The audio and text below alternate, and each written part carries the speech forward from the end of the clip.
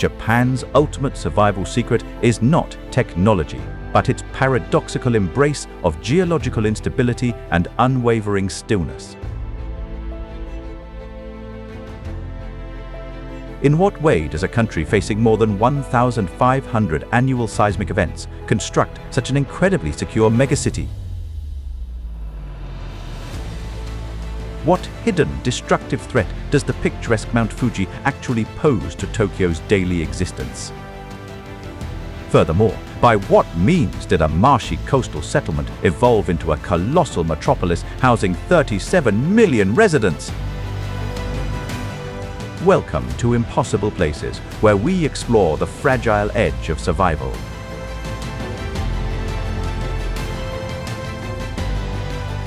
Adaptable structural designs inspired by traditional multi-tiered temples help modern high-rises survive severe seismic activity.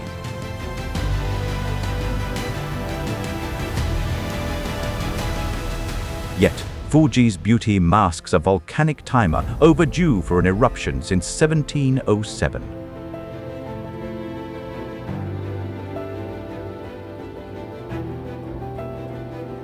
Which hidden sensory cue alerts Tokyo's population to an impending tremor moments before the actual shaking begins? If you climb the peak, the serene postcard fades into freezing, sulfur-scented winds and jagged volcanic basalt.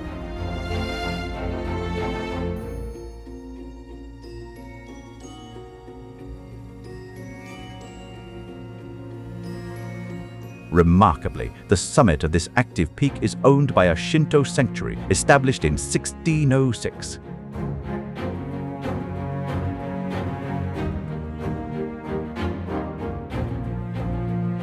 Beneath Shibuya lies the GCans, a colossal subterranean temple built to swallow typhoon floods.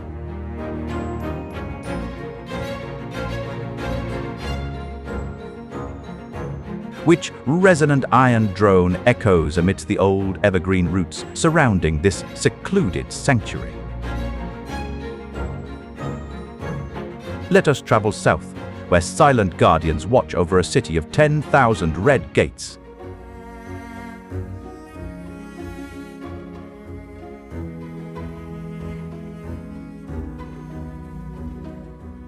Upon departing Tokyo, you arrive in Kyoto's sacred maze, where 10,000 bright orange portals ascend Mount Inari. A white fox guided a merchant to wealth here in 711 AD, but today, corporations pay millions to erect these gates.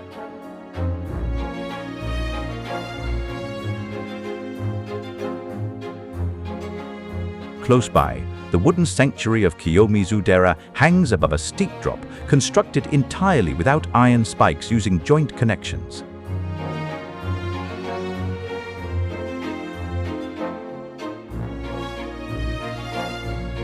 Historically, jumping off this 13-meter stage was believed to grant wishes, boasting a shocking 85% survival rate.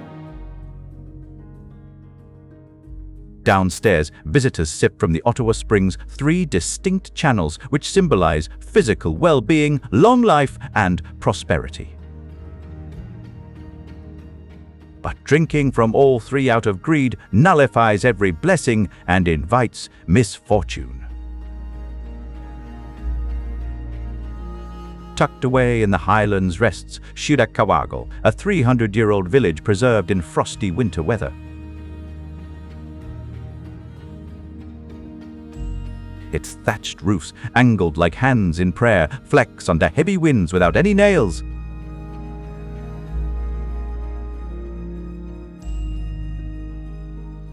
In this community, every resident collaborates to replace the straw on a roof within one single day. What happens if you try to cheat the gods at the blindfolded lovestones of Jishu Shrine? Travelers flee the chill for Ishigaki Island, a warm retreat situated nearer to Taiwan than Tokyo, featuring incredibly soft shores. At Kabira Bay, tourists are strictly forbidden from swimming to protect the rare black pearls.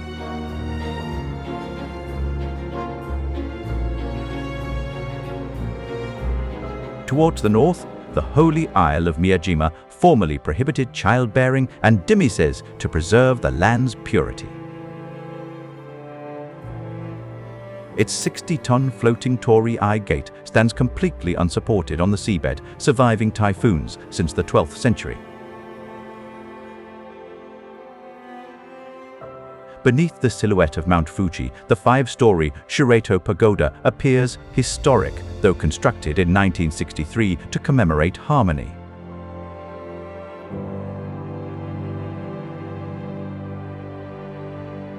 Climbing the 398 stone steps, you leave the noisy city for a silent view of cherry blossoms framing a volcano. Which cautionary message does the dormant peak of Fuji convey while local spring flowers fade with each passing season? Perhaps the hot springs of Hakone hold the answer.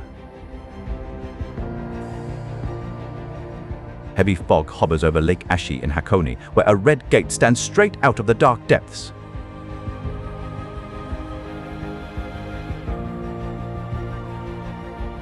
An ancient priest chained a 9-headed dragon to the lake floor here, transforming a demon into a protector of rain. Presently, local priests present legumes and rice wine to these waters, maintaining a 1,200-year-old pact of harmony.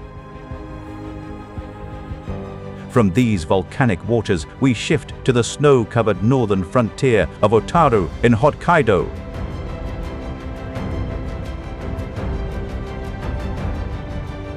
Formerly a bustling fishing harbor, Otaru maintained its old brick depots, evolving into a center for glassmaking and seasonal illuminations.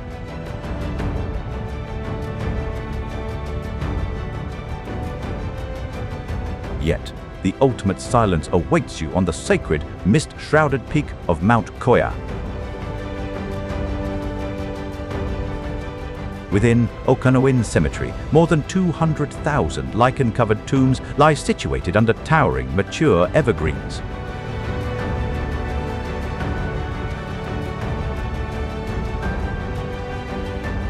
Monks still deliver fresh meals to the tomb of Kobodaishi, believing he is meditating eternally. Should this figure open his eyes to contemporary society, what discoveries await him? In the freezing depths of Nagano's Hell Valley, wild snow monkeys soak in 40-degree volcanic springs.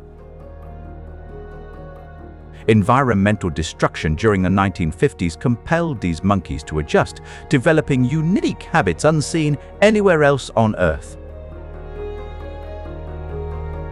South in Arashiyama, the whispering bamboo forest blocks the sun, its creaking stalks a protected soundscape of Japan.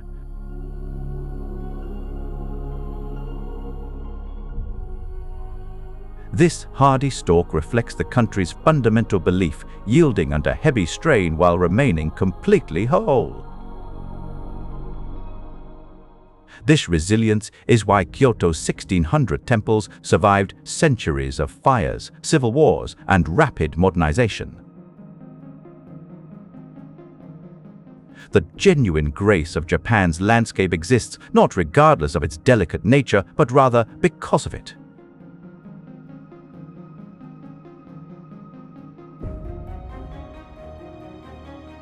Ultimate stability is not built on concrete, but on the ability to find peace in impermanence. Genuine strength involves more than just fighting the tempest. It requires creating a safe haven amidst the chaos.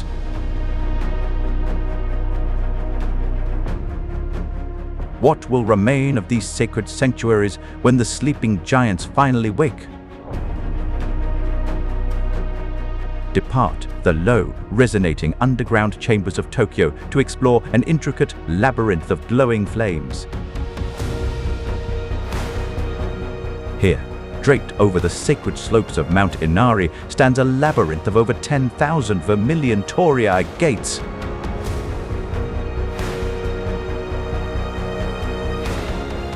These structures create a luminous, dark amber corridor of timber and shade winding toward the peak's crest.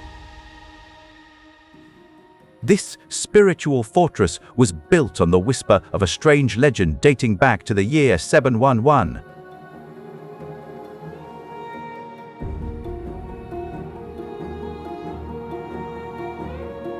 Historical manuscripts recount a tradesman led to fortune by a legendary pale fox referred to as a kitsune. This mysterious fox was the messenger of Inari, the Shinto deity of agriculture and business. However, inspecting these columns up close reveals that the legendary enchantment quickly dissolves into contemporary, stark truths. Carved into the back of every pillar are the names of massive global corporations. Sponsors spend more than 1 million yen simply to put up one bright orange archway upon this holy slope.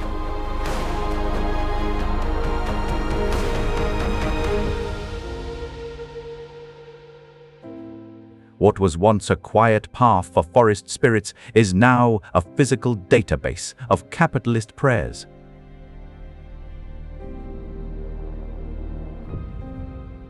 This presents a fascinating contradiction, a historic woodland sustained by the intense pressures of contemporary financial commerce. If you climb deeper into Kyoto's misty ridges, the earth falls away beneath the balcony of Kiyomizu-dera.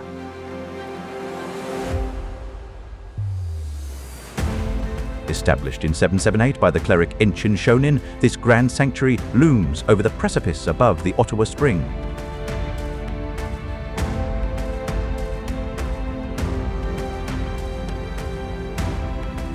Remarkably, this structural titan suspended in midair does not contain a single metal nail to hold it.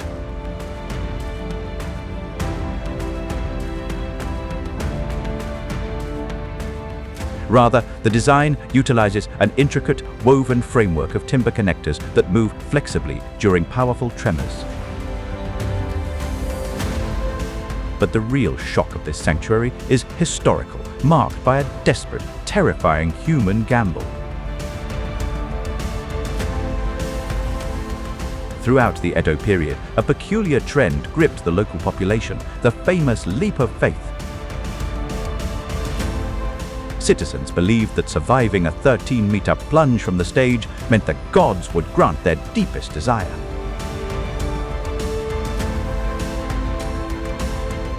Documents record 234 courageous jumps, resulting in an astounding 85% survival probability. Imagine standing on those damp wooden planks, looking down at the rocks below while the wind rushes past. Right below this daunting cliff flows the Ottawa Spring, featuring 3 separate waterflows shimmering in the sunshine.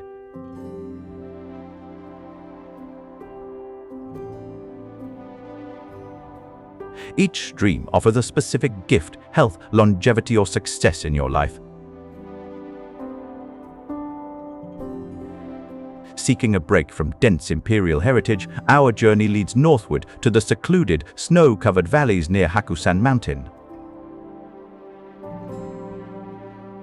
Here lies Shirakawa-go, a 300-year-old alpine sanctuary that feels completely frozen in another era. This settlement is renowned for its gas hall zukuri residences, a term signifying constructed like hands in prayer.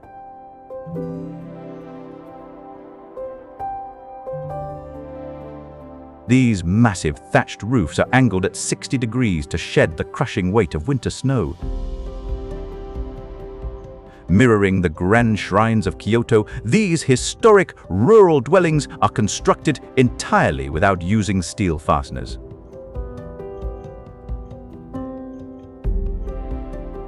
This design allows the heavy timber frames to bend and sway when violent winter storms crash through the valley. However, the genuine reason behind Shirakawa-go's enduring existence lies not in timber, but in the heartfelt solidarity of its residents. Under a traditional system known as Yui, the entire village must unite to rethatch a single roof in one day. Residents endure a harsh battle against icy weather, given that one small error can leave households unprotected. This survival contract proves that isolation does not breed weakness, but rather an unbreakable bond of human reliance.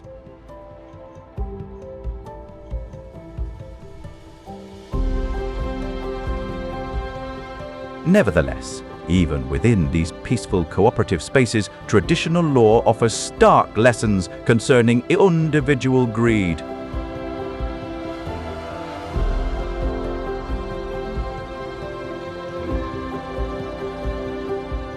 Back at the base of Kiyomizu-dera, visitors line up to drink the sweet waters of the Ottawa Spring.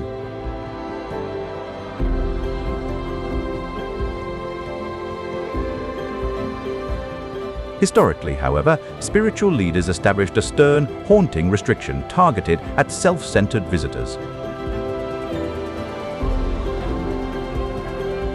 If you attempt to drink from all three streams out of greed to have everything, the gods strip away your blessings. Real peace demands making deliberate choices, embracing boundaries, and recognizing your inability to traverse all available roads.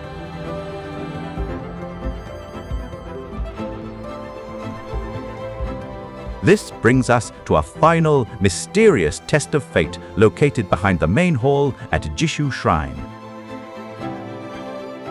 This location features the historic Romance rocks situated precisely 18 meters apart.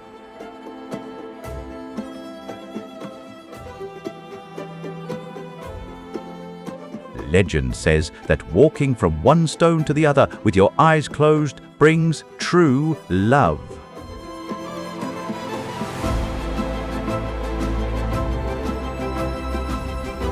Yet, what occurs if contemporary travelers try tricking the deities by letting companions shout out guidance?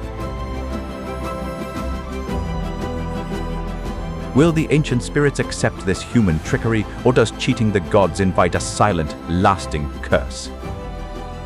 Exit the icy, winter heights of Shirakawago to journey 2,000 kilometers southward, where Japan totally redefines its cold, mountainous image. Here, closer to Taiwan than to Tokyo, lies the tropical paradise of Ishigaki Island. The shores underfoot resemble heated, fine dust, combining structured Japanese discipline with a laid-back Taiwanese spirit.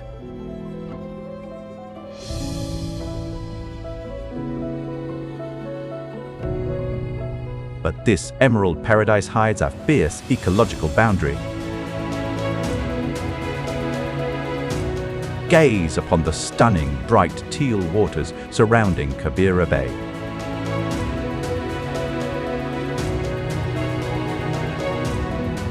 The temptation to dive in is almost overwhelming.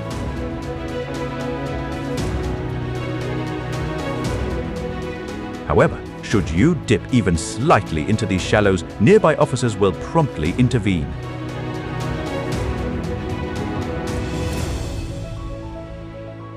Swimming here is forbidden to protect rare black pearls. This reveals an incredible environmental contrast, an exquisite, exotic resort where people can only watch from afar. But this is not the only place where humans are forced to step aside for the sacred. Journey northward toward the fog-draped shores of Miyajima, a sanctuary so revered that historically both childbearing and passing away were banned. To prevent pollution, no blood was spilled and no graves were dug.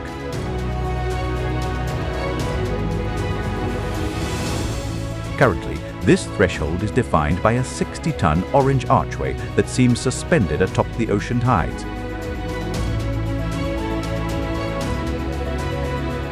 How does a wooden colossus survive violent typhoons and shifting tides without being anchored to the seabed? The structure maintains balance solely through its immense mass, standing on heavy wooden posts set into the seabed.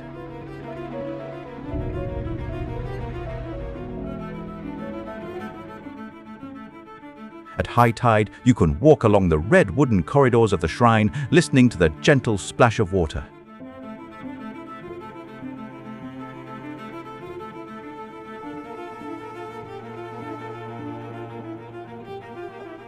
Still, as the seawater ebbs away, this magic quickly disappears. The sea drains away to reveal a cold, muddy floor littered with sharp shells and wandering tourists.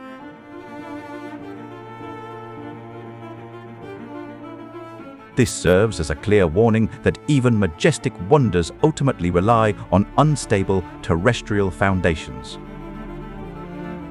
Nowhere is this balance between human artistry and natural threat more famous than the postcard-perfect view of the Shureito Pagoda. Globally, this crimson five-story tower appears to be an antique monument from bygone eras.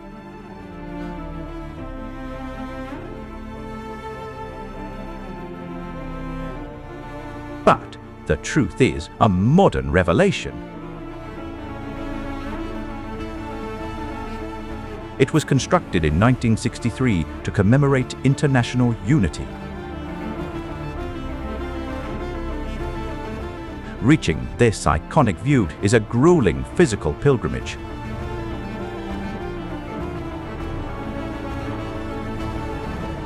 Visitors ascend 398 narrow rock steps, catching their breath while urban sounds dissolve into complete stillness.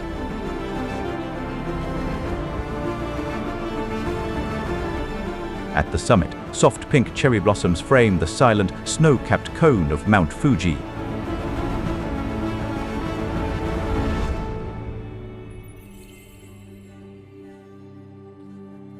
This view offers a moment of pristine, delicate tranquility.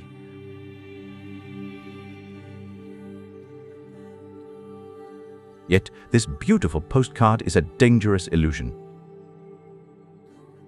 These soft petals stand set against a giant, restless peak currently primed for a highly destructive event.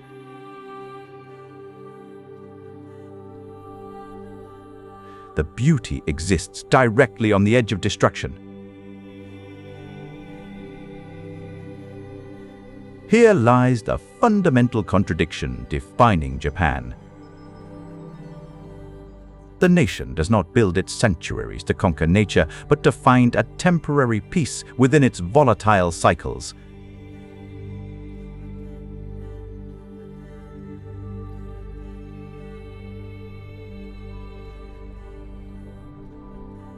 Each offshore shrine and hillside tower is designed to yield, accepting that nature may reclaim them without warning. This impermanence is not a source of despair, but the very reason their beauty is so fiercely cherished.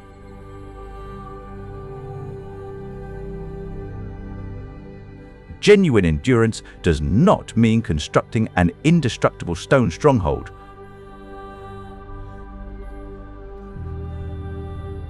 It is about learning to bend with the wind and build a sanctuary within the storm. While springtime flowers fade and flourish, we encounter one last enigma. If these sacred structures were built to pacify the volatile earth, what silent message is the sleeping giant of Mount Fuji sending us as it waits in the quiet mist? Exit the ocean shores to immerse yourself in the dense, smoky fumes hovering over Hakone.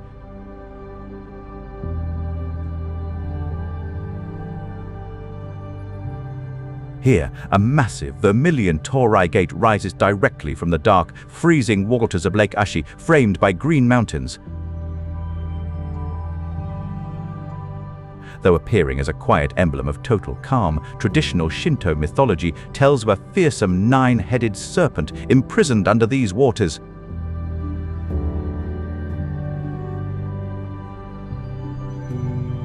In the year 757, a legendary Buddhist priest named Mangan Shonin reportedly tamed this wild water demon, chaining it to the lakebed to transform it into a protective deity of rain and clean water.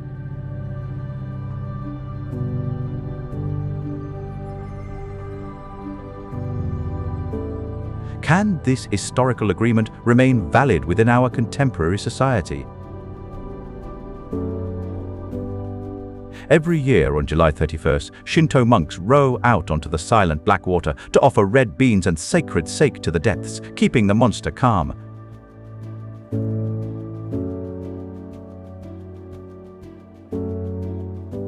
This modest ceremony symbolizes a 1,200-year-old treaty of harmony, illustrating how Japan negotiates with wild elemental powers instead of seeking dominion.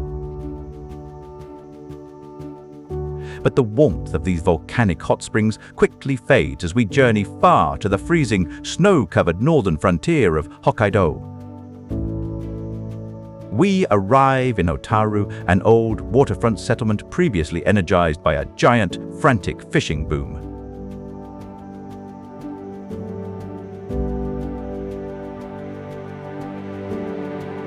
In the late 19th century, this was a booming financial gateway, home to Hokkaido's very first railway line built in 1880.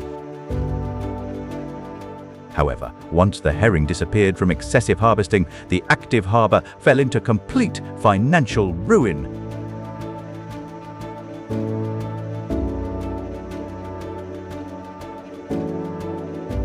Instead of tearing down the useless heavy stone warehouses, the local residents did something unexpected. Local authorities maintained the old masonry structures, converting the chilly manufacturing channel into a luminous snowy haven lit by gas-powered light fixtures and fragile crafted glass baubles drifting along the frozen surface.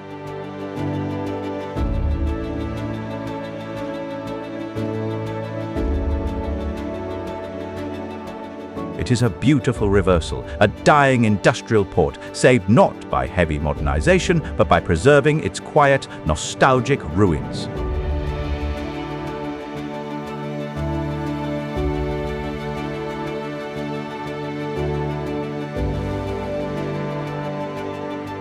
Nevertheless, absolute tranquility can be found elevated upon the holy, fog-shrouded heights of Mount Koya, the birthplace of Shingon Buddhism.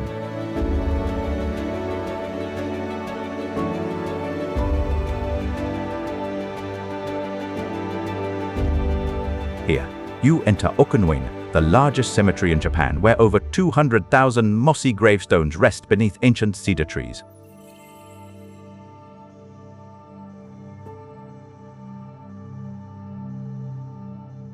Strolling quietly amidst this moist woodland reveals tombstones of legendary samurai leaders positioned next to contemporary, unusual company plots, such as a massive tribute to wood-boring insects set up by exterminators as an apology for eliminating them. At the heart of this forest stands the Toredo Temple, where 10,000 brass lanterns flicker in the dark, some burning continuously for nearly 1,000 years.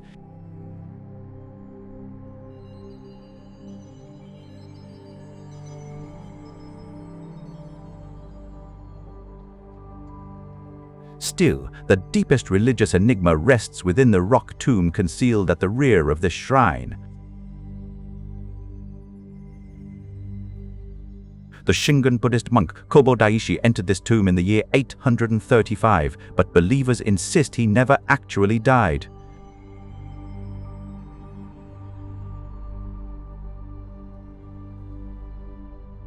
Believers assert that he remains in perpetual contemplation, offering quiet intercessions for the redemption of humanity until the subsequent Buddha appears. To this day, ritual monks prepare fresh, hot vegetarian meals twice a day and deliver them directly to his sealed tomb with absolute reverence.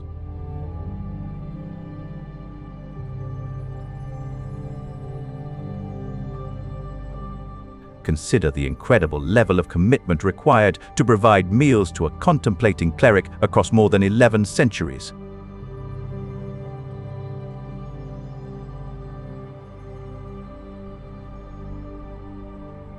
This brings us back to the core secret of Japan's survival.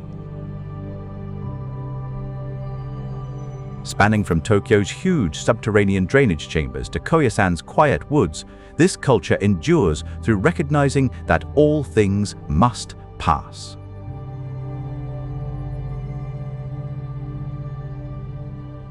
They do not fight the Earth's volatile shifts, they build sanctuaries within them.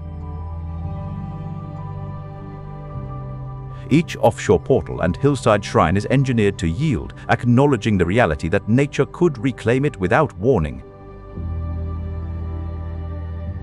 Ultimate stability is not built on concrete foundations, but on the ability to bend with the wind and find peace in impermanence. Genuine strength does not lie in fighting the tempest, but in discovering how to construct a shelter amidst it. If Kobo Daishi finally awakens from his 1,000-year meditation, what will he think of the hyper-efficient, neon-soaked world we have built around his quiet mountain? Picture yourself in the chilly quiet of Nagano's Hell Valley, experiencing temperatures so bitterly cold that your exhalations crystallize immediately.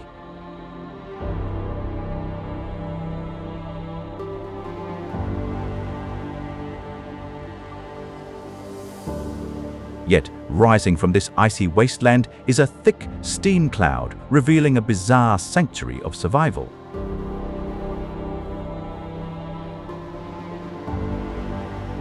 Numerous untamed monkeys rest peacefully within 40-degree geothermic baths, their ice-rimmed faces standing out against the ascending thermal clouds.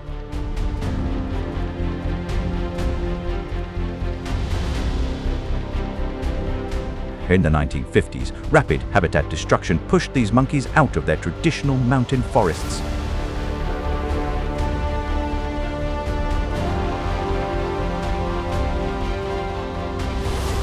Confronting severe winter temperatures, the animals wandered down into the canyons, watched people bathing in open-air pools, and began copying this. How does a wild animal completely rewrite its evolutionary behavior in just a few generations? Rather than struggling against the brutal winter, these creatures utilize the natural warmth emanating from geothermic activity. This shocking adaptation became a symbol of raw animal resilience. Presently, international travelers journey from far-off lands specifically to observe this highly unusual coexistence. This theme of adaptation shifts from geothermal pools to the whispering giants of Arashiyama in Kyoto.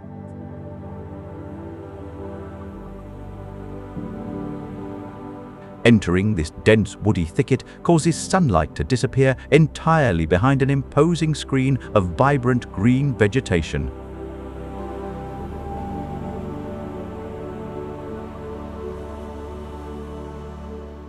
But the real magic here is not what you see, but what you hear. When breezes pass across, the scraping hollow reeds generate a deep, resonant, and mysterious vibration. This acoustic experience is protected as one of the official 100 soundscapes of Japan.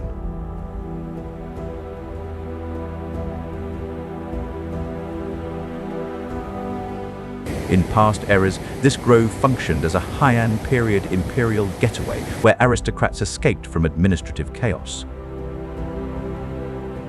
They admired the bamboo because it bends under massive pressure without ever breaking. In what way does this humble species represent the country's central beliefs? Because it proves that rigid structures collapse under pressure, while flexible ones survive the storm. This moral is inscribed to timber and moving air.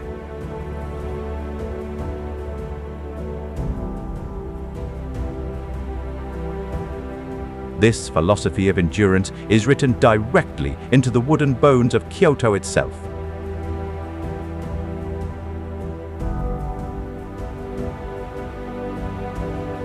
The historical metropolis features more than 1,600 Buddhist structures alongside 400 Shinto complexes, functioning as a physical record of bygone times.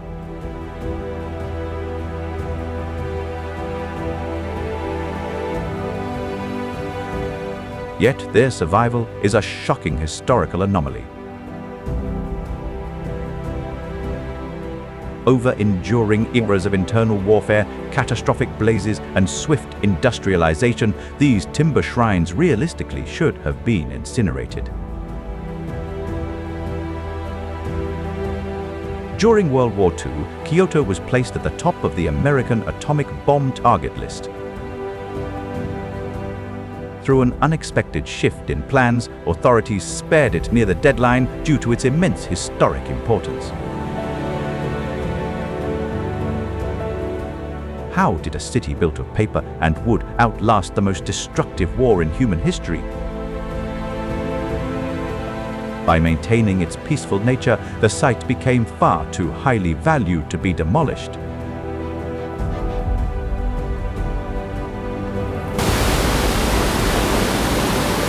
Its temples remain standing as silent guardians of the past.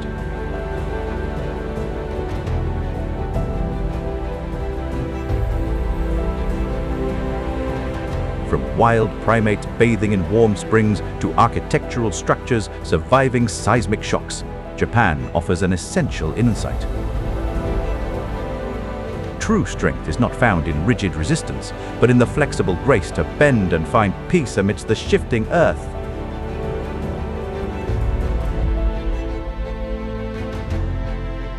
Enduring security cannot be established through stone bases, but via a willingness to accept change.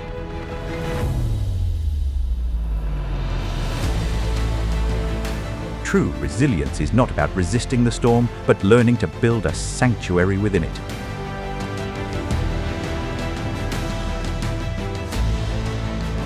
While daylight fades above Kyoto's historic shrines and the earth below Tokyo maintains its quiet, repeating vibrations, we face one last inquiry. How much longer can this delicate balance between human creation and nature's raw fury hold before the sleeping giant of Fuji finally wakes? Possibly, the answer rests in those quiet moments between seismic events, ready for discovery. Let us step out of the concrete vaults of the modern world and back into the living shadows of Gion, Kyoto's ancient entertainment district.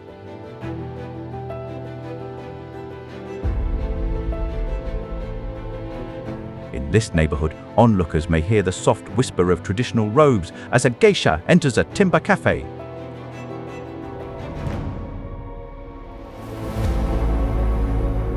It is a scene that feels frozen in time, yet a sharp contrast unfolds before you.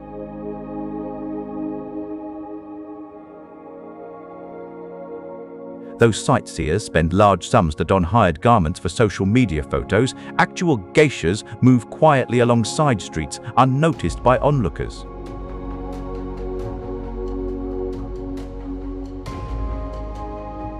This tension between sacred preservation and commercial tourism defines Kyoto's struggle to keep its soul.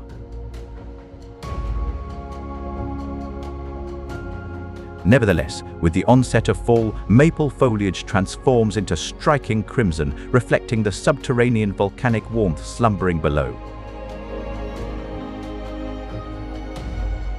Your journey ends in a steam-filled alley with a bowl of rich, 14-hour simmered ramen and crispy kushikatsu.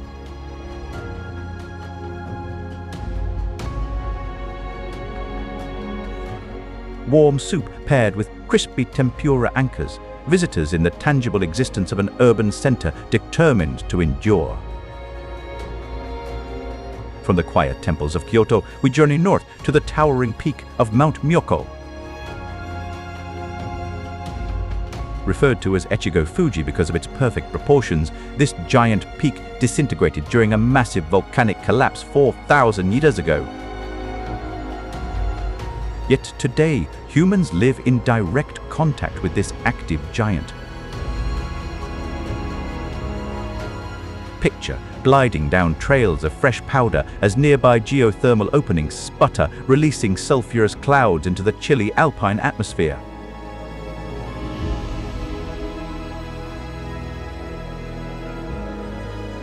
It is a surreal playground built directly on top of a geological time bomb.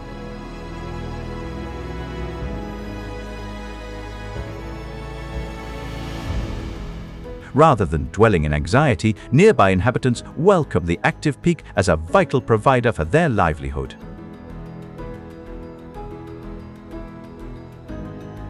In regional schools, children do not practice disaster drills with dread. Instead, they sing songs to the smoking giant.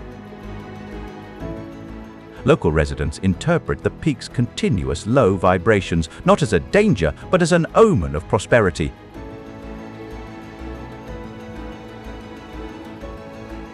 By turning a destructive force into a beloved neighbor, they show how humans find harmony in the shadow of danger. Located up north is Hokkaido, a rugged, undeveloped borderland that serves as the northernmost barrier of Japan's territory.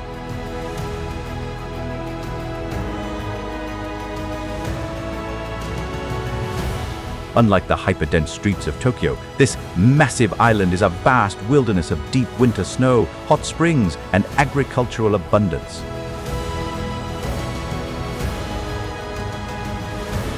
In this territory, the environment isn't a manicured park, but rather an untamed power demanding high regard.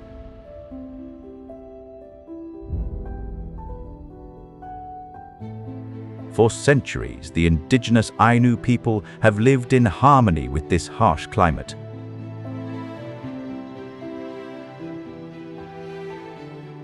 Traditional beliefs dictate that all natural components, from icy drafts to woodland predators, are animated by individual spiritual essences.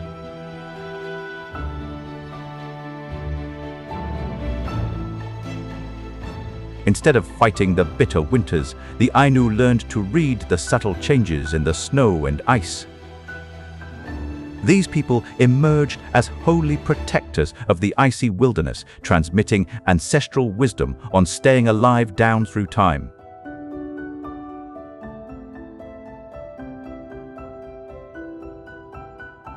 As modern travelers soak in geothermal springs while snow falls silently, they experience the same quiet connection to the earth that has kept Hokkaido alive for centuries.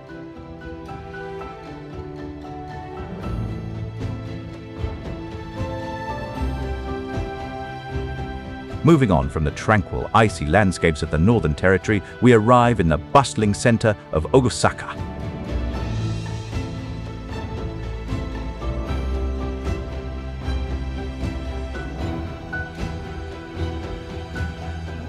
This relentless survivor transformed from a 16th century imperial fortress into a financial titan of nearly 3 million people.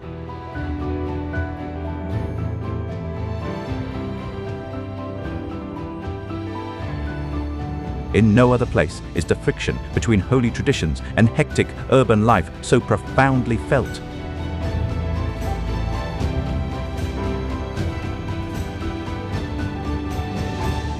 In the quiet northern hills lies Katsuoji Temple, where thousands of red, blank-eyed Daruma dolls are stacked on stone walls. Worshippers color one eye of the figure when seeking triumph, bringing it back to the sanctuary after accomplishing their objective. Yet, just a short train ride away, this quiet devotion explodes into the chaotic neon jungle of Dotonbori.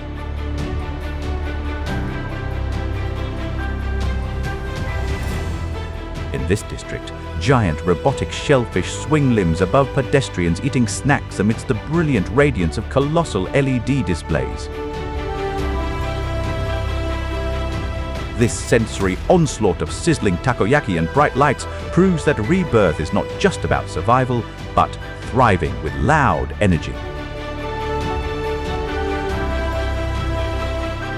This lead-in directs us toward the concluding story of the Japanese islands.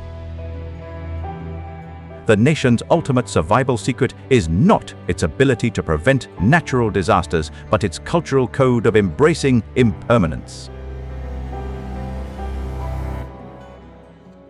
Be it via the adaptable high-rises in Tokyo, the wooden joinery of Kyoto's shrines, or the rebuilt battlements of Osaka Castle, Japan prospers by yielding to nature. They build their lives on shifting ground, knowing that whatever falls will be rebuilt.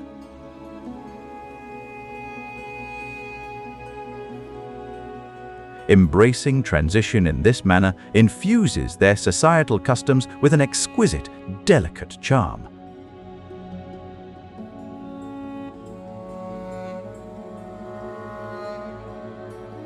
True permanence is found not in concrete that resists, but in the spirit that remembers and rebuilds.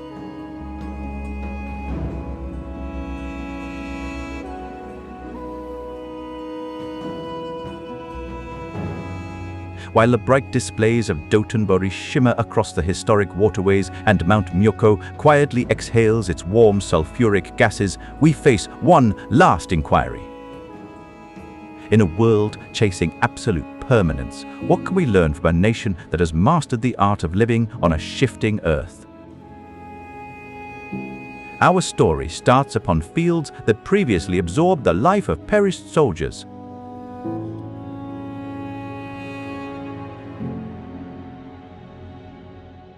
High in the Alps of Nagano lie the ruins of Takato Castle.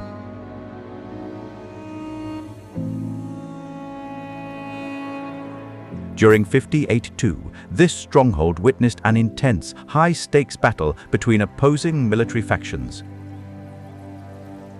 The ground was littered with shattered armor and soaked in the blood of defeated samurai.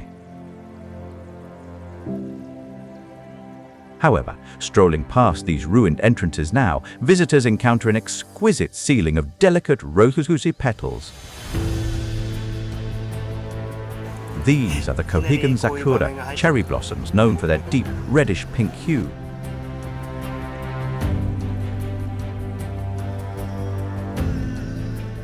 For what reason does this emblem of tranquility bloom atop an old battleground? The answer lies in a beautiful act of defiance.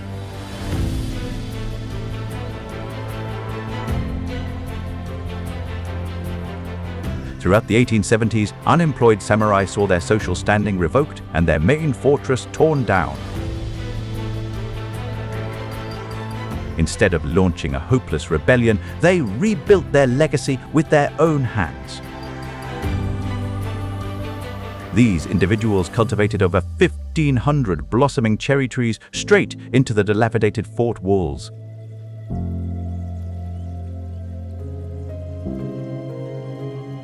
They transformed a monument of violent defeat into a living sanctuary of rebirth. This transformation remains a powerful tribute to converting battlefield trauma into a lively seasonal garden. From the alpine ruins, we fly south to a completely different frontier. We arrive in Okinawa, a warm weather chain consisting of more than 100 islands. Here, humid air and turquoise waves look like the Caribbean. This geographical corridor lies nearer to Taiwan than to Tokyo, merging historical Ryukyu commerce with modern Japanese traditions.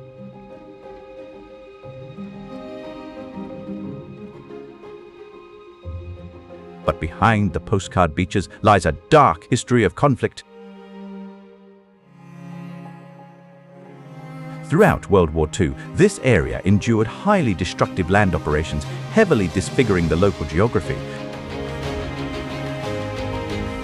How did a region so wounded by war transform into a global sanctuary of life? Presently, Okinawa stands recognized as a prominent blue zone where residents commonly celebrate their 100th birthdays.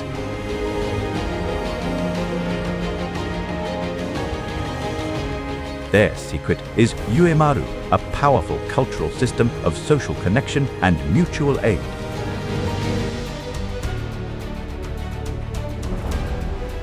population overcame extreme historical trials through mutual support and community unity.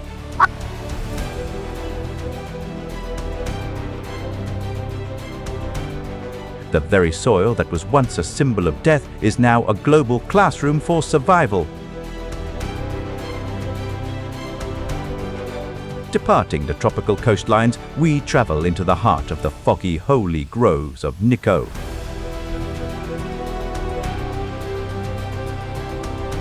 Here, giant cedar trees rise like green pillars into the mountain fog.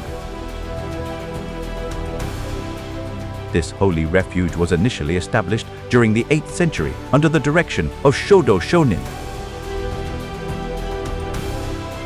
But the crown jewel is Toshogu Shrine, the final tomb of Shogun Tokugawa Ieyasu. This leader unified a divided, conflict-ridden Japan in '63.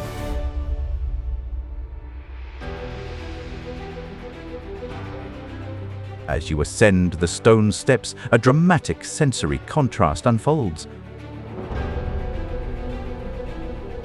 The humid stillness of the surrounding woods transitions into the radiant gilded facets of the Yomaimon Gate.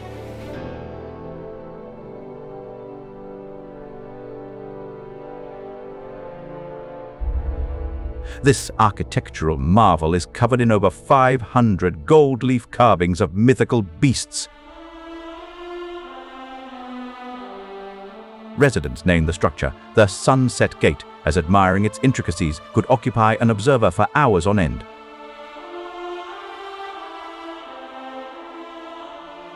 Yet even this monument of absolute power pays tribute to the volatile earth.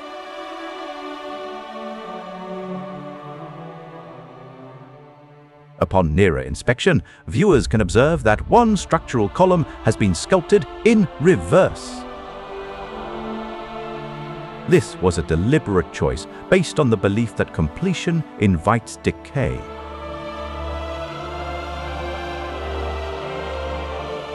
Intentionally keeping the sanctuary incomplete allowed them to shield the structure against natural decay over centuries.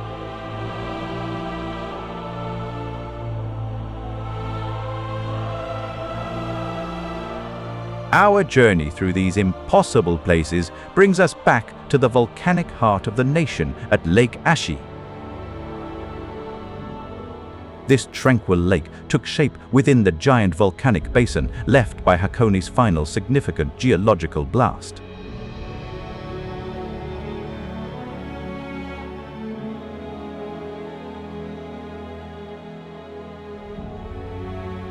Today, tourists ride whimsical pirate ships across the deep blue water, completely unaware of the violent geologic history beneath. Situated directly beneath the towering silhouette of Mount Fuji, these depths conceal submerged ruins of old Shinto sanctuaries.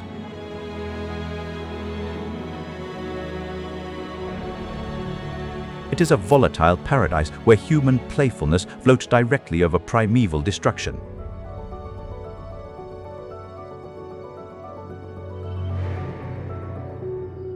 This insight reveals the core philosophy guiding the Japanese worldview.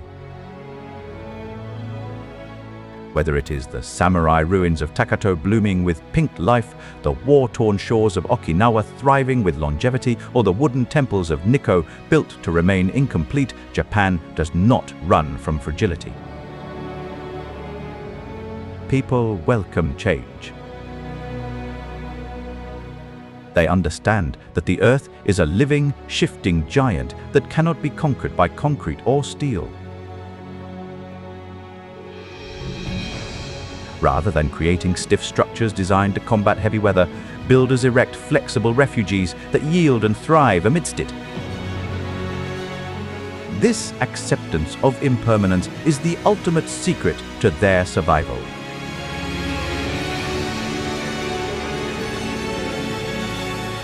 Authentic endurance entails more than fighting physical tremors. It requires adapting, thriving, and discovering calm right above them. As the sun sets behind the white cone of Mount Fuji and the waters of Lake Ashi grow dark, we are left to wonder.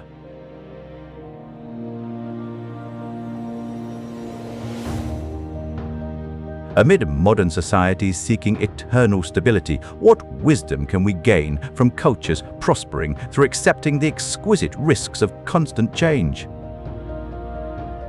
Imagine a flash brighter than 1,000 suns tearing the sky open, vaporizing human life in a single microsecond.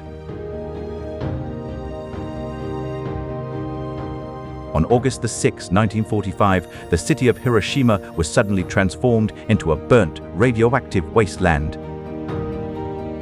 Renowned scientists made a grim prediction: nothing would grow from this poisoned soil for 75 years.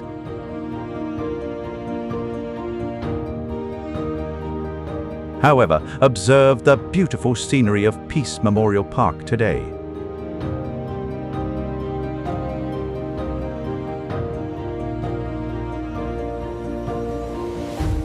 You do not see a barren wasteland, but a lush canopy of green trees where children laugh.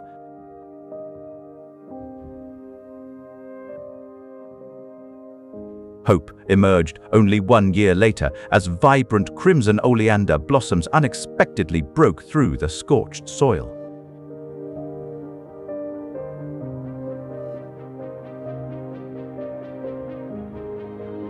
It was a silent, defiant rebellion of nature against human destruction.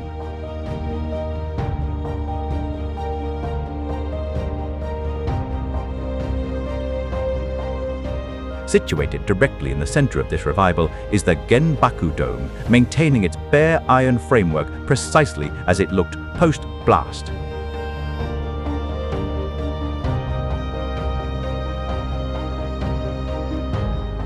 It serves as a raw scar that anchors the city's modern identity as a global beacon of peace.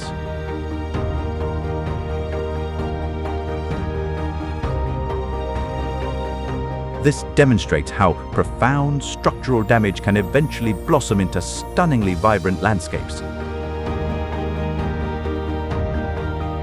If Hiroshima represents the triumph over ash, Yokohama represents a gateway to the unknown.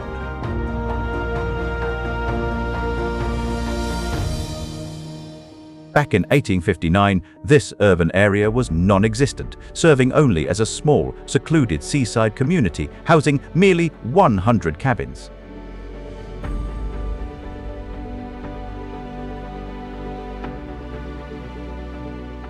Then, the Black Ships of the West arrived, ending Japan's 250 years of isolation, known as Sakoku.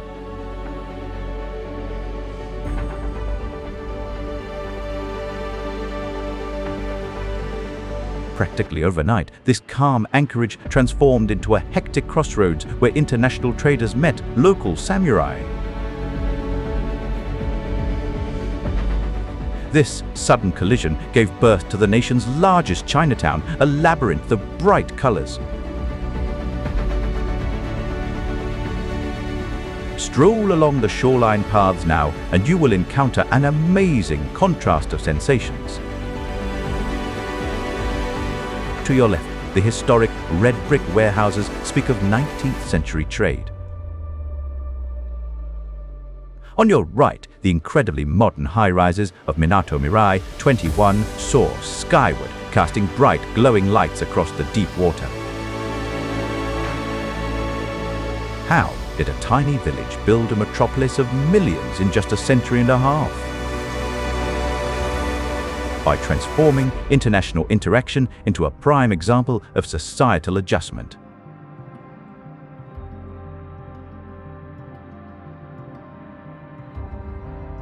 To understand the true soul of this nation, we must leave the neon harbors behind and travel deep into the frozen heart of the Japanese Alps. Disembark from the rapid express rail to immerse yourself in the deep, serene peace of Takayama.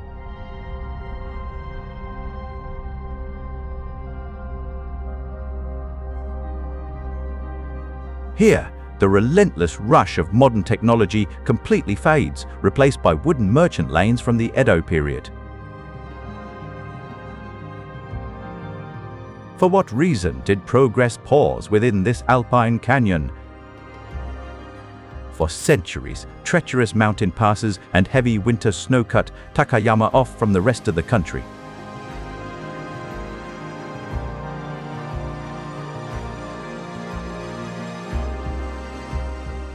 Significant landscape barriers protected the municipality from urban development, safeguarding its traditional woodworking methods and sake manufacturing operations. Today, the very obstacle that threatened to starve this town has become its greatest treasure.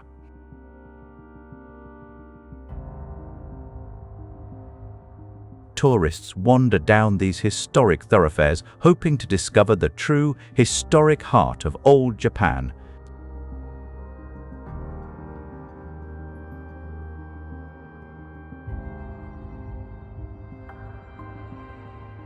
It is a beautiful reversal. The mountain walls did not lock this town in, but protected its heritage from modern decay.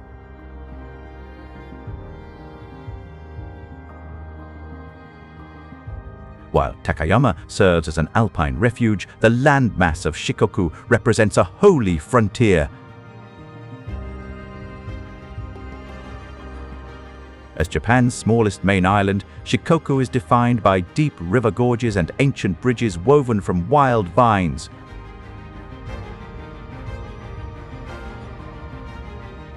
These wild terrains host the famous Henro Journey, a demanding 1,200-kilometer path routing through 88 historic shrines.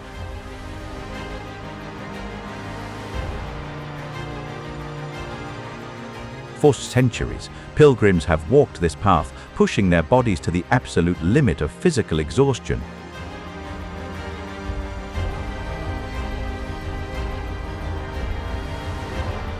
Picture trekking amidst the heavy downpour, feeling completely exhausted, but then discovering a small timber kiosk serving a hot, fresh serving of local Sanuki udon.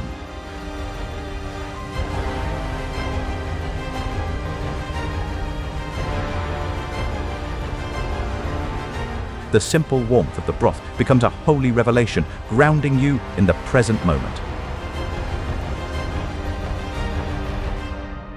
Currently, however, Shikoku struggles with a contemporary issue. Significant youth migration is causing rural areas to depopulate.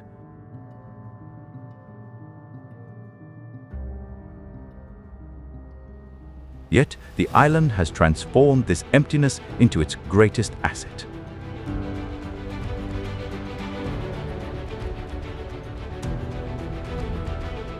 Overworked corporate employees currently travel to this region, exchanging fast-paced routines for the gentle, steady pace of this traditional trek.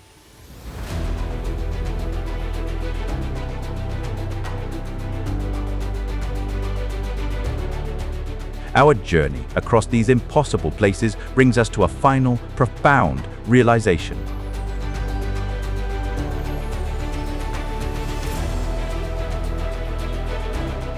The core key to Japan's longevity isn't creating indestructible engineering marvels, but utilizing cultural wisdom to reshape destruction, debris, and seclusion into holy areas of renewal.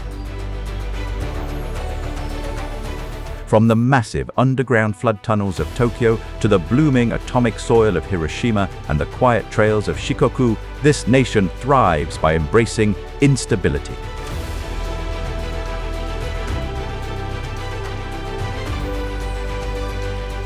Communities understand that the ground underneath is an active, unpredictable force capable of swallowing up development without warning.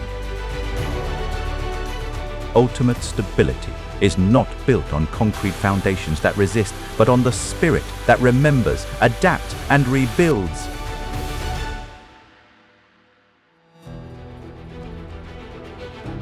Authentic longevity doesn't require standing strong against tempests, but rather learning to design safe spaces amidst them. As the ancient temple bells of Shikoku ring out across the misty valleys and the harbor lights of Yokohama guide ships into the Pacific, one final mystery remains. In a society pursuing total structural stability, what lessons can we extract from regions that flourish by welcoming the exquisite risks of transience? Imagine relaxing in a steaming, mineral-rich bath, watching the snowy peak of Mount Fuji paint the horizon in soft hues of blue and pink.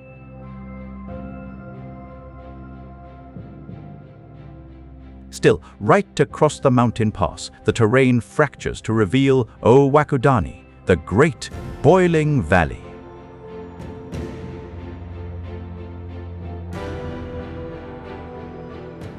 Here, freezing mountain air clashes with sulfur-choked winds rising from barren, yellow-stained volcanic vents. Highlighting a sense of whimsical charm, visitors line up to purchase dark-shelled eggs cooked straight within these acidic, steaming thermal springs. Legend promises each egg adds 7 years to your life, even as you eat them aboard a whimsical pirate ship floating over the active magma chamber of Lake Ashi.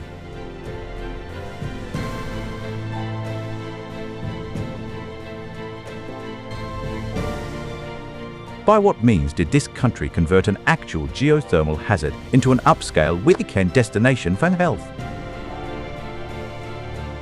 By realizing that the dragon beneath the lake is not an enemy, but a host. This subtle compromise with nature's perils reaches far into the highlands of Nagano, specifically the historic center of Matsumoto.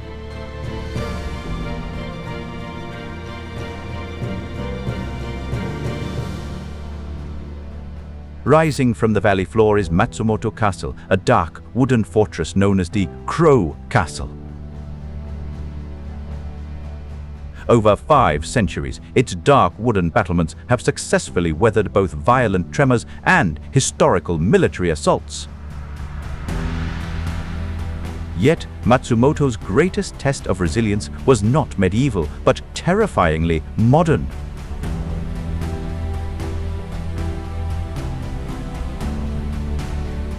In 1994, a local extremist group executed a horrific sarin gas attack across public urban walkways. It was a tragedy that could have paralyzed the community with fear. Instead, local residents responded with creative expression and historical conservation, turning dark memories into a lively artistic sanctuary. They did not rebuild with high concrete walls, but by opening their ancient streets to modern creativity.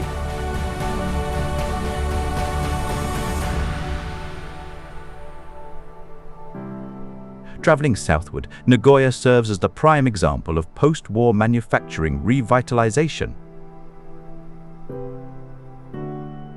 Founded in 1610 as a sprawling feudal stronghold by Shogun Tokugawa Ieyasu, it was reduced to absolute ash by World War II firebombs. Nonetheless, resembling a robotic phoenix, the metropolis rebounded to anchor the core of Japan's aerospace and automotive industries.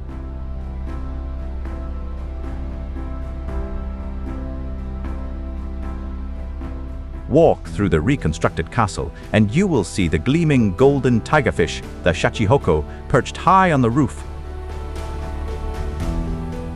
These monuments serve as quiet protectors above an urban landscape buzzing with bustling shipping harbors and automated assembly lines. The contrast is striking. Ancient spiritual protectors looking down on the very machinery that powers global commerce.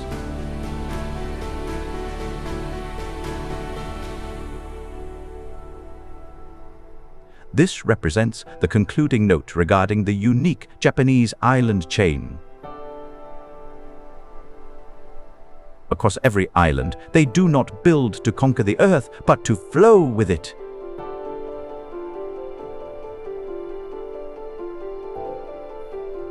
Spanning Tokyo's underground reservoirs, Matsumoto's historical timber fortress, and Nagoya's assembly complexes, durability lies in choosing flexibility over stiffness.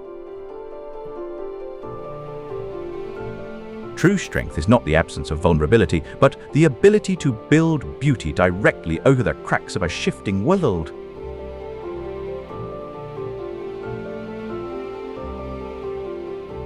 While the geothermic emissions of Owakudani ascend to blend with the bright skyline of Nagoya, we encounter one last puzzle.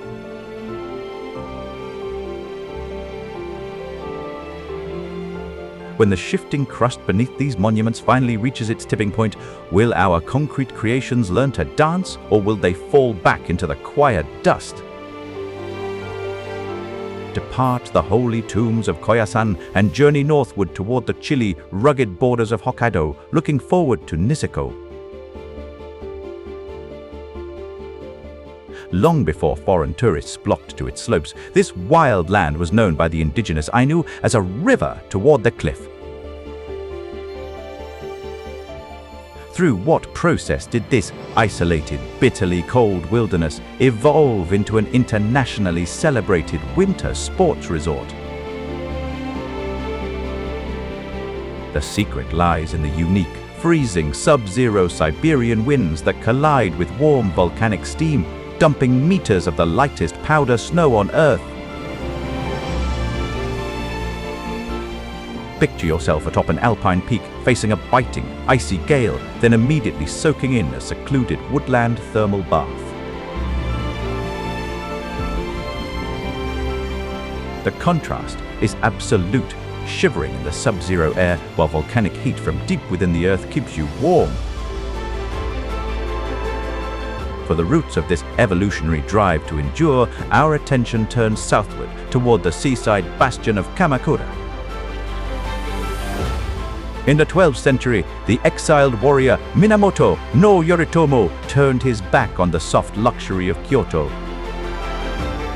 The ruler selected a small, marshy, coastal hamlet bordered by rugged peaks and the roaring waters of the Pacific Ocean.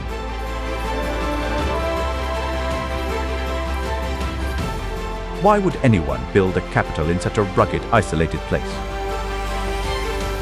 Since this challenging topography created an unassailable bastion, it fostered the emergence of elite samurai fighters and the Kamakura shogunate. These ruthless warriors did not try to soften the land. They built their military strength directly upon its harsh defensive ridges. Niseko's chilly peaks and Kamakura's stony hillsides both demonstrate the exact same deep philosophical wisdom.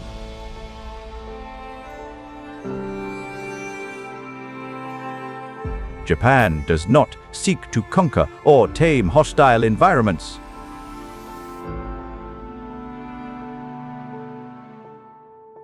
Rather, the nation welcomes environmental hazards, transforming severe threats into protective shelters for its population.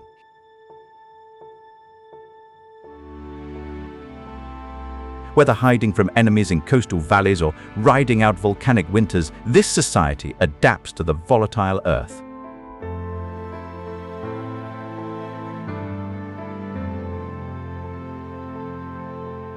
Spanning Tokyo's massive underground drainage chambers, Niseko's snowy thermal slopes, and Kamakura's historic samurai strongholds, the introductory pledge is fully realized. True strength is not found in rigid resistance, but in the flexible grace to bend and find peace amidst the shifting Earth.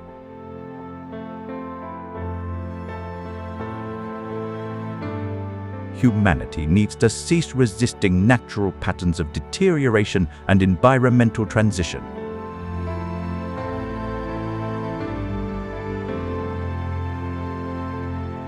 Ultimate stability is not built on concrete foundations that resist, but on the spirit that remembers, adapts, and bends with the shifting Earth.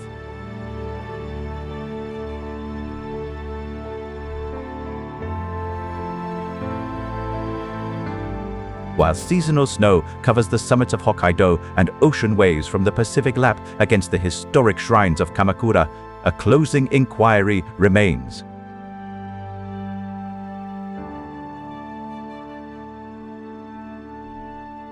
In a modern world, chasing the illusion of absolute permanence, what can we learn from a nation that has mastered the beautiful, dangerous art of living on a shifting Earth? We leave the industrial bustle of Tokyo to travel southward, arriving at the untouched white beaches of Izishigaki Island. Here, the ocean looks like liquid turquoise shimmering under a tropical sun.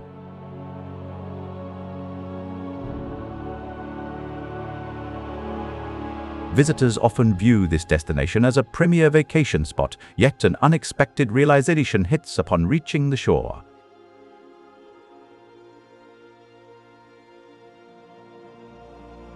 Step 1 inch into the surf and rangers will order you out.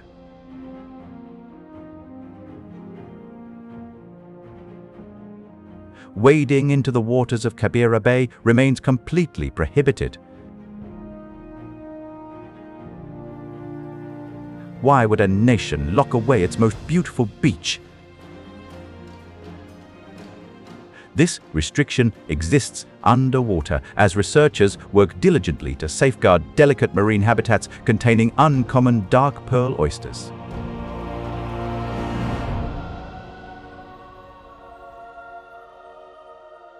Glass-bottom boats reveal a vibrant coral treasure chest you cannot touch. However, this scenic spot harbors a hidden danger. Swift, powerful ocean currents flow through these waterways, easily pulling bathers far out. It is a classic Japanese paradox, a perfect sanctuary where survival demands respectful distance.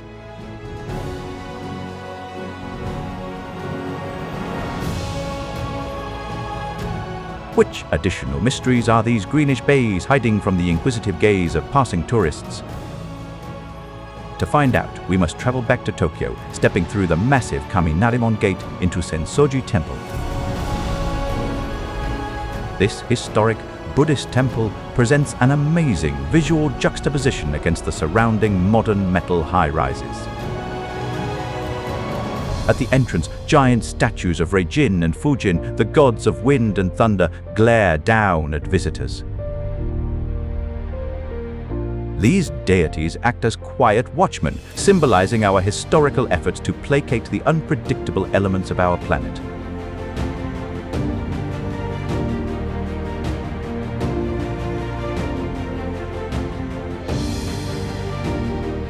But Sensoji is more than a spiritual shield, it is a legendary survivor.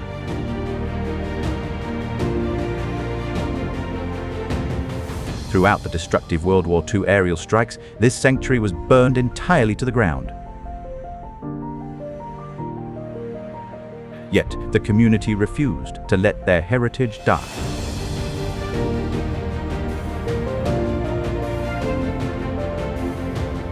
Craftsmen reconstructed this 5-story tower, replicating the traditional nail-free joinery methods developed by ancestral builders.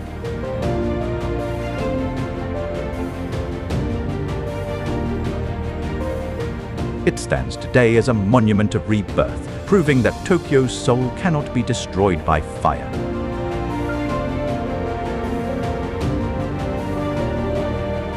Observing the ascending aromatic mist, one can only ask, how does this timber monument endure when seismic shifts occur?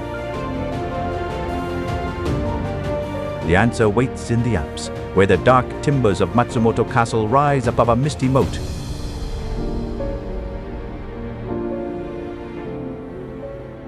Constructed in 5004, this imposing stronghold earned the nickname Crow Castle due to its dark exterior.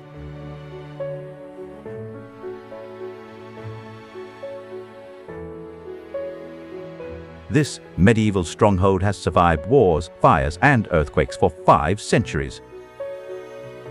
Throughout the violent Sengoku era, the rival Takeda and Uesugi clans fought fiercely to dominate this mountain basin.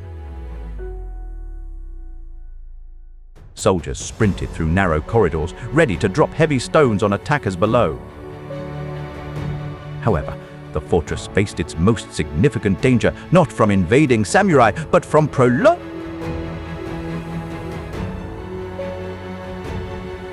In the 19th century, the new government ordered the castle demolished for quick cash.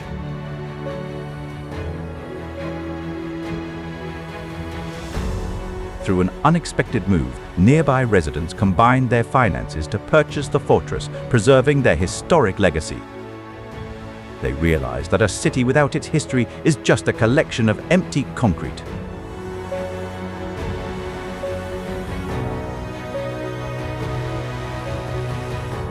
Such profound community commitment demonstrates the actual key behind Japan's long-term endurance.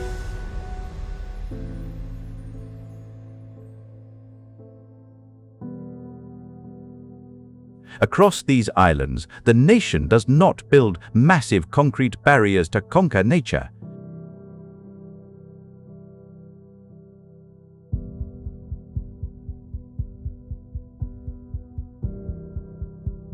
Rather, builders design sacred spaces capable of yielding, shifting, and thriving amid the patterns of an active planet. From the underground flood tunnels of Tokyo to the forbidden bay of Ishigaki, they embrace impermanence.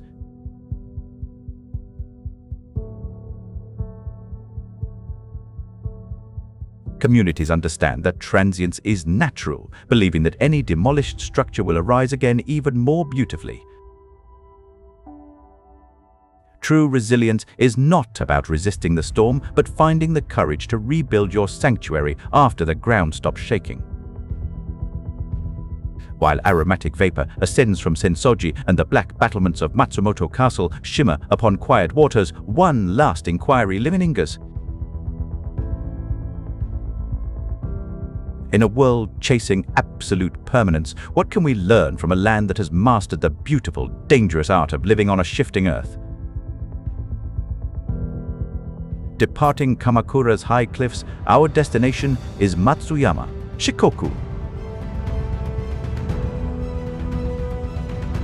Here, feudal warfare yields to the soft scratch of calligraphy and the steam of ancient waters.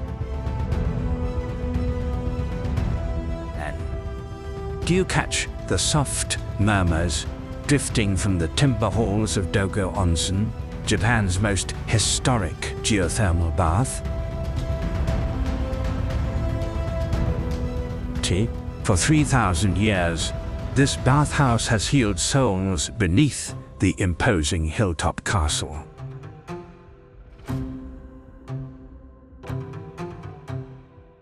Pure, undisturbed peace exists immediately under the dark memory of conflict.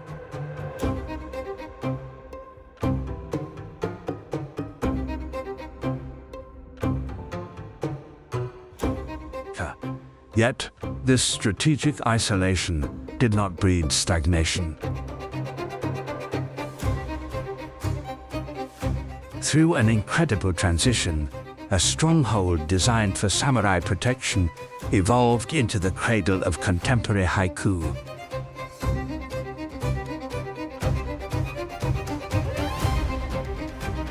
Today, the quiet streets erupt in a clash of tradition, where peaceful temple paths host summer festivals blasting Brazilian samba.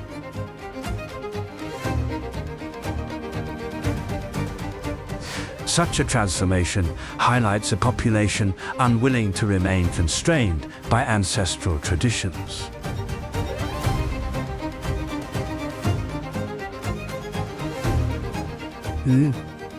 But what happens when you plunge from this poetic stillness straight into the heart of Tokyo's most chaotic human surge? Disembark the rail line straight into the brightly lit, paved center of Tokyo, Shibuya Crossing. This is the ultimate sensory overload, where 3,000 lives cross paths in a single scramble. Colossal electronic displays shimmer above thousands of moving parasols, converting this busy junction into a highly synchronized performance.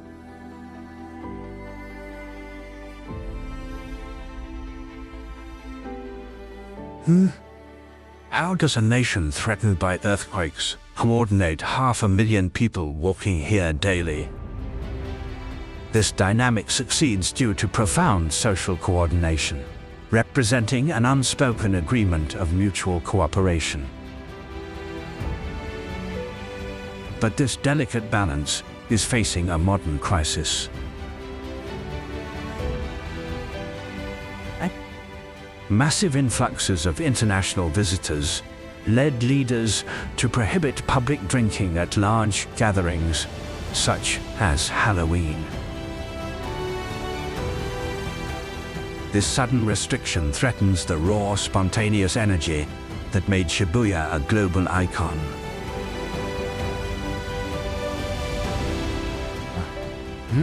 is a metropolis capable of keeping its energetic spirit alive when regulations restrict public liberty.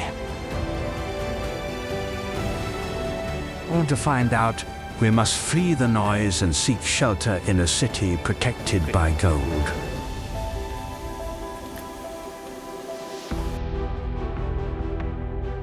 Flee the Tokyo crowds for Ishikawa Prefecture, where the beautiful heritage town of Kanazawa lies.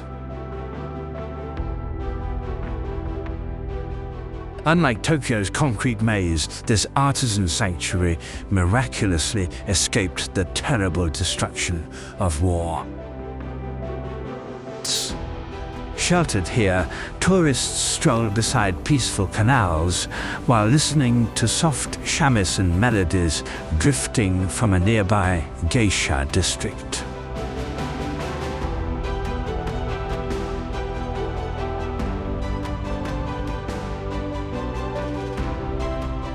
Yet, Kanazawa is not a dead museum.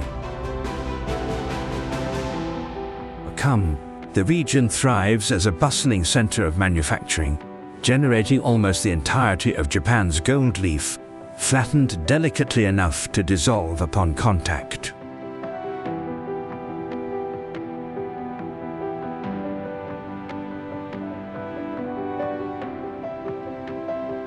Local artisans still apply this delicate leaf to temple altars and ice cream alike.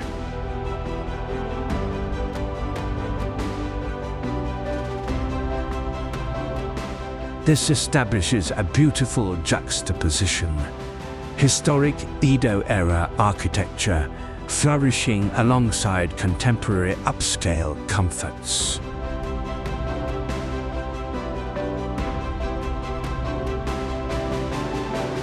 By acting as a geographic buffer between Kyoto and Tokyo, Kanazawa preserved a centuries-old way of life.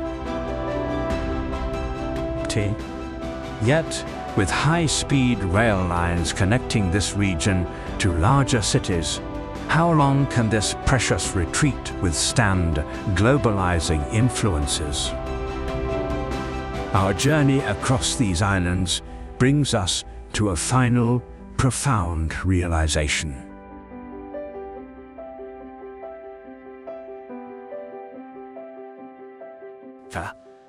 The primary key to Japan's longevity lies not in preventing societal evolution, but in preserving its deep heritage of creative expression and restoration. From Tokyo's deep vaults to the golden streets of Kanazawa, the nation survives by mastering the flexible return.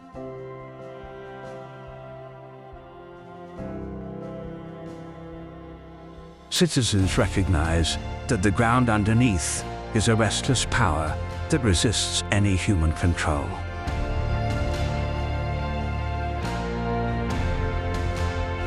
Resilience is not found in rigid stone, but in the spirit that flows like hot water and bends like gold leaf.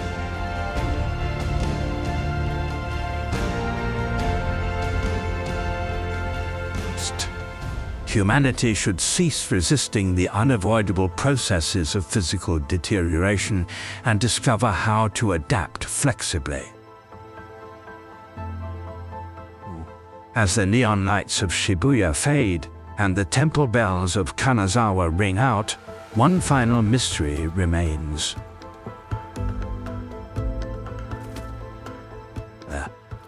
Amid contemporary societies striving for endless durability, what happens to our pursuit of safety if the terrestrial foundation under us starts shifting? Step away from the neon glow and enter Arashiyama, where tourists in silk kimonos ride hand-drawn wooden rickshaws through what looks like a painted paradise.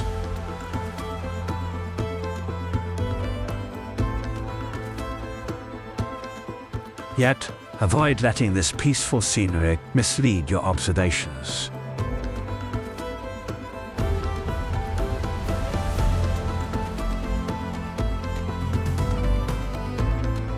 These are the Storm Mountains, bordered by the wild Katsura River that has historically flooded this valley.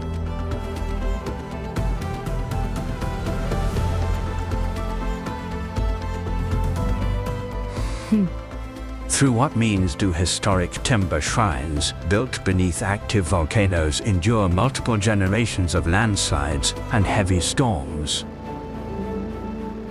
The secret lies beneath your feet, where the towering green stalks of the bamboo forest filter the sunlight into an emerald canopy.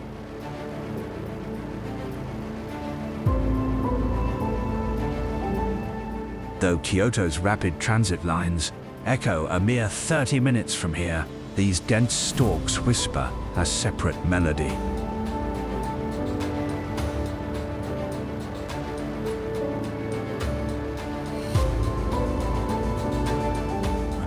Their secret weapon is a massive interlocking root system that knits the soil together. As geological layers move and massive storms hit, this organic root system secures the structural integrity of the slope.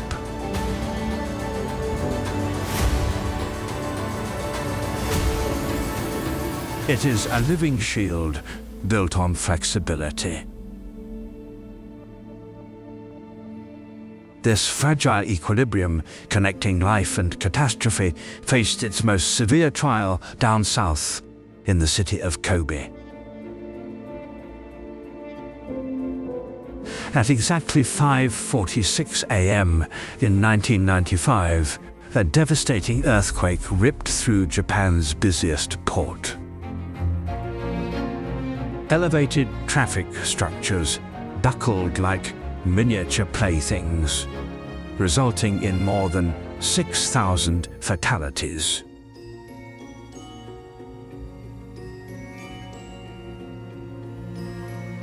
Come, how does a community recover when its world is shattered?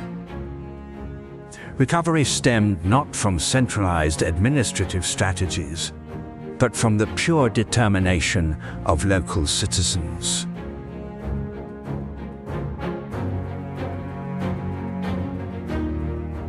Local citizens stepped forward, clearing rubble by hand and rebuilding their neighborhoods brick by brick.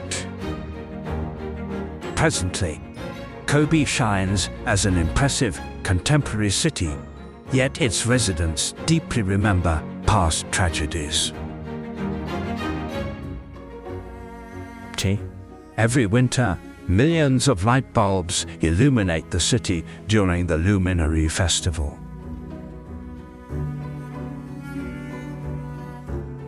The memorial serves as a quiet, luminous archive honoring sorrow and resilience.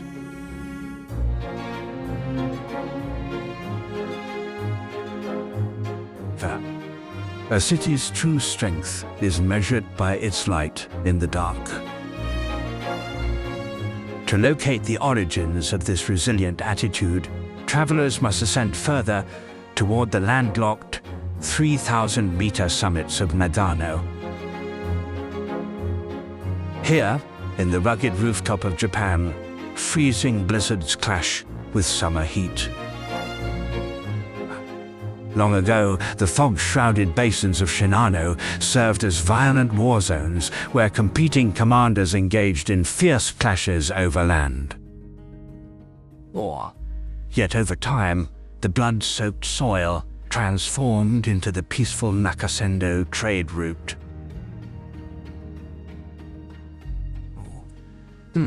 In what ways did these secluded highland populations withstand severe weather conditions alongside a turbulent past?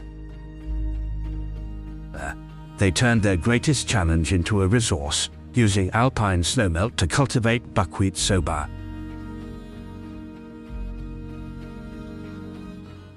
Local residents prioritized friendship instead of hostility, greeting newcomers with steaming sake and sincere generosity.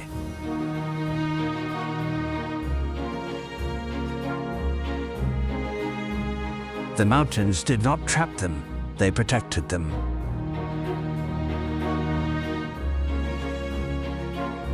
This dynamic directs our attention once more to the ultimate lesson from the Japanese islands.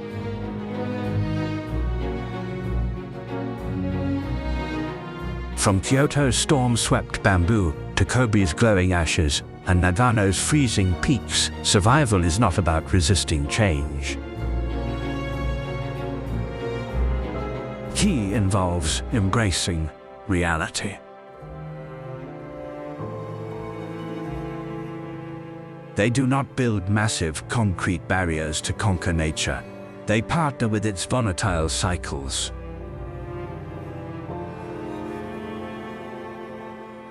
Communities convert geothermal hazards into thermal baths, transforming devastated towns into impressive displays of illumination.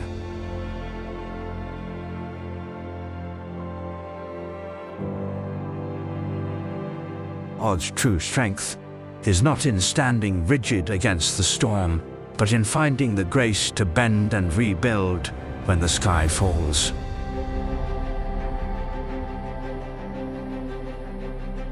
While the bright displays of Kobe's luminari, dim and fresh snow covers the highlands of Nagano, questions still linger.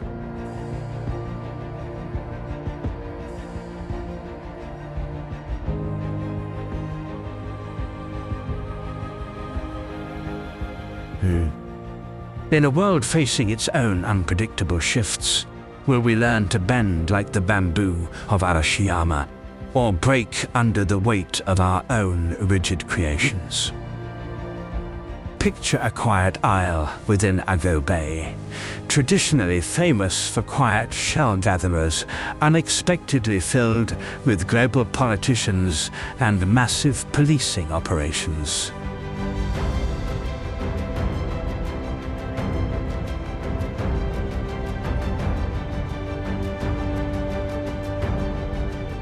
This is Kashikojima, which suddenly transformed from a quiet marine sanctuary into the high-stakes stage for the 2016 G7 summit. In this area, regional innovators initially discovered methods to encourage host mollusks to produce perfect, gleaming farmed pearls. They turned a fragile marine ecosystem into a global symbol of luxury.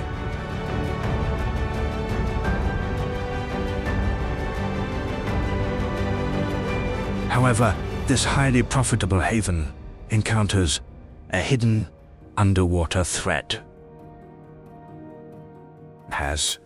Rising ocean temperatures and sudden red tides can choke the delicate oysters overnight, wiping out entire harvests in a single season.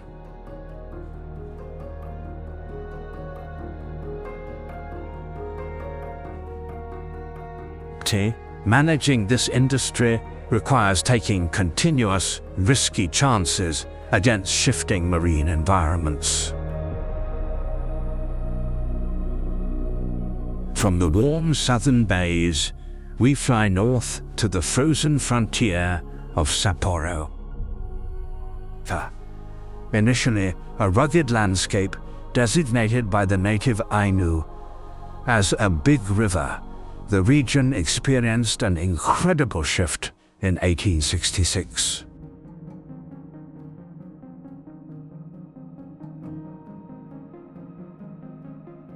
Japanese planners abandoned traditional chaotic layouts, designing a massive city on a strict American-style grid system. Stroll down these pathways throughout the celebrated Snow Festival, where you will experience the biting, icy breeze before ducking into an underground pub to enjoy a hot bowl of rich miso ramen. But keeping a city of nearly 2 million people running under meters of crushing winter snow is an endless battle. Designers constructed an extensive subterranean walkway system and warmed pavements to avoid complete gridlock, across the municipality.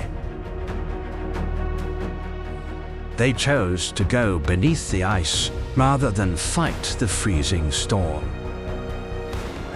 Heading further southward, Lake Kawaguchiko presents an incredible scenic optical phenomenon. Its glassy, still water acts as a perfect mirror, reflecting the snowy cone of Mount Fuji.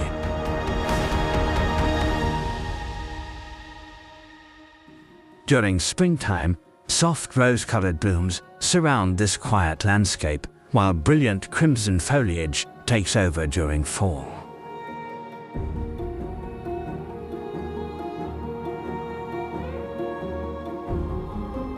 But this picture-perfect reflection hides a terrifying geological reality.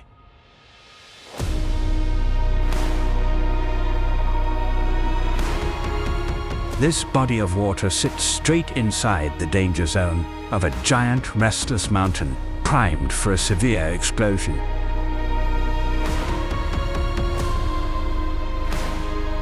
In fact, the peaceful lake itself was created when ancient, violent lava flows blocked local rivers.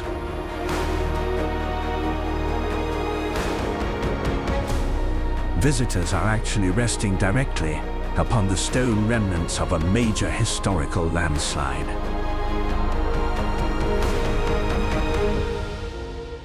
This is the ultimate secret of the Japanese archipelago.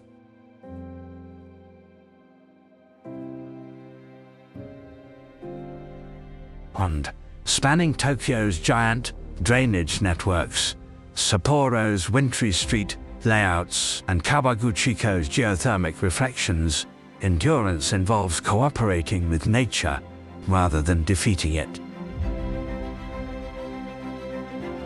It is about finding a spiritual way to coexist with inevitable decay and change.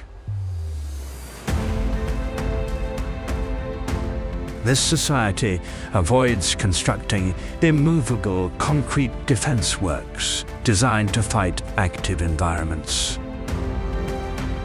Instead, they build sanctuaries that bend, sway, and bloom within the storm. Real durability rests not within rigid structural footings designed to withstand shocks, but in a mindset that learns, adjusts, and yields to natural movements. Come, as the winter snow blankets Sapporo and the reflection of Mount Fuji ripples on the cold waters of Lake Kawaguchiko, we must ask. Amid modern societies pursuing eternal durability, what insights can we gain from a culture that excels at thriving on active terrain? Perhaps the answer lies in the silence before the ground begins to move. Move past the vibrant streetlights of Osaka to explore the fog-draped, holy forests of Wakayama.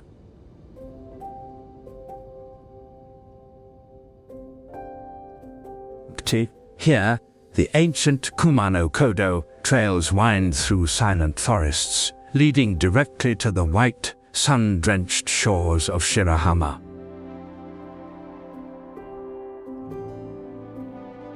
Overlooking the area is Wakayama Castle, formerly the heavily defended, imposing headquarters belonging to the Kishu Tokugawa clan.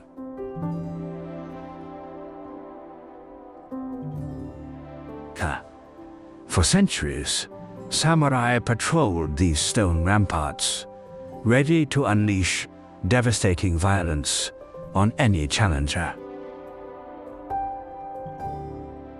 However, an unexpected transition changed this military redoubt into a tranquil community reserve where soft petals fall across ancient masonry stairs.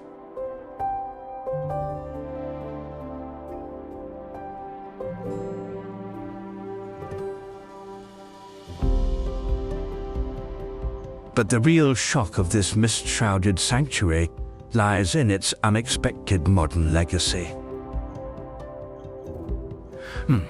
By what means did this serene spiritual landscape nurture the creators of Panasonic and Yamaha? How did a land of pilgrims and ancient cedar trees inspire the creators of global technology giants? Remarkably, the momentum behind Japan's high-tech innovations originated not within clinical engineering facilities, but from this exact quietude.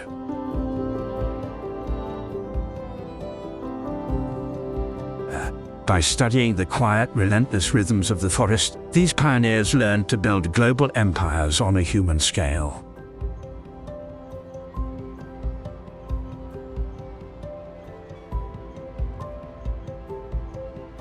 This traditional capacity to endure encounters its most demanding challenge within the heritage district of Hiroshima.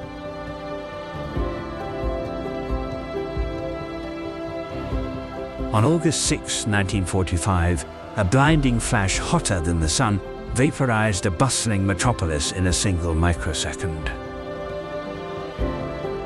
Prominent experts warned that the contaminated ground would stay infertile and entirely devoid of vegetation for 3/4 of a century. Yet today, children laugh under a vibrant green canopy in the Peace Memorial Park. Positioned directly beside this rapid natural recovery is the bare iron structure of the A-bomb dome. It is the only structure near the hypercenter that refused to collapse. The bare metal supports and decaying masonry serve as a quiet, tangible symbol of an international commitment to nonviolence. And as the deep chime of the peace bell vibrates through the air, you can feel the heavy weight of grief transforming into raw hope.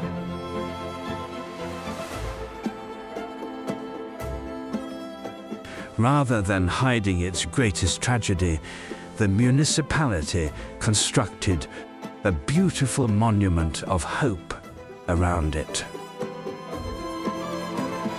This brings us back to the ultimate secret of the Japanese archipelago.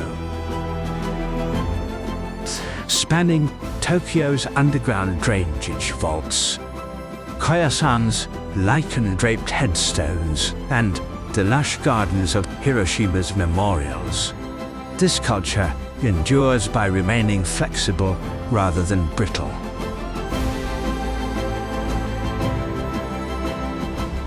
They do not build rigid structures to conquer the earth.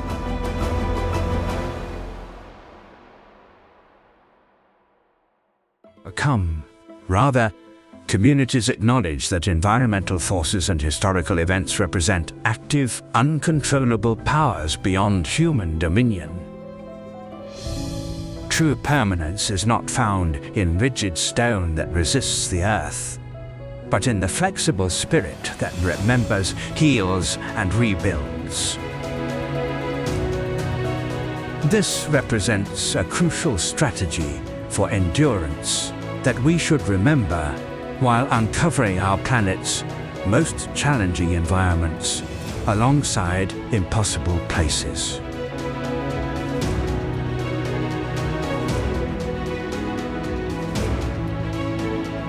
As the morning mist clears over the Kumano trails and the ancient temple bells fade into the wind, one final question lingers.